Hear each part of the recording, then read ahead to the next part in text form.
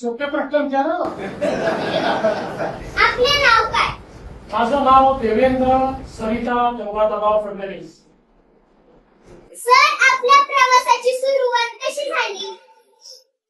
या प्रवासाची सुरुवात ही एक विद्यार्थी चळवळीतून झाली.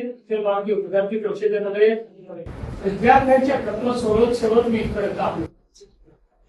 आपल्या सामाजिक कामात कोणती मोठी आव्हाने आली आणि त्यातून आपण कसे मार्ग काढले? कुठल्याही सामाजिक कोणात आव्हान असतातच. जेव्हा तुम्ही समाजात आता काहीतरी करायचं असतं त्यावेळी प्रत्येक ठिकाणी ती व्यवस्था असते ती आपल्याला बदलावी लागते. व्यवस्था बदलताना त्याच्यामध्ये अडीअडचणी येतात. पण आपल्यासमोर किती मोठे आदर्श आहेत. छत्रपती शिवाजी महाराजांचा आदर्श आहे की ते स्वराज्याची स्थापना केली.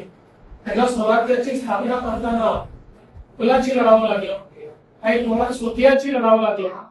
पण त्यांनी त्या आव्हानांचा सामना करून व्यवस्था उभी केली. त्यासमोर भारतरत्न डॉक्टर बाबासाहेब आंबेडकरांचा आदेश आहे. चांगलं काम जर आपण केलं तर चांगल्या कामामध्ये आपण यशस्वीच होतो, कधी अयशस्वी होतो. आपल्या कारकिर्दीतला असा कोणता अनुभव आहे जो आजही लक्षात आहे आणि प्रेरणा देतो? असे खूप अनुभव आहे पण आजचा अनुभव जास्त लक्षात राहील. तू घेतलेली मुला आजच्या डिजिटल युगात आपण शिक्षण क्षेत्रात कोणते बदल करू इच्छिता? मला असं वाटतं की डिजिटल शिक्षण खूप महत्वाचं आहे. आणि आज या शाळेमध्येच एक अतिशय सुंदर डिजिटल लॅबचं उद्घाटन केलं की इंटरॅक्टिव्ह आहे. त्याच्यामध्ये विषय देखील आपल्याला दृकश्राव्य माध्यमातून पाहायला मिळतो. त्याच्यानंतर त्याच्यावर प्रश्न देखील आपल्याला विचारता येतात आणि त्याच्यावर आपल्याला परीक्षाही देता येतात.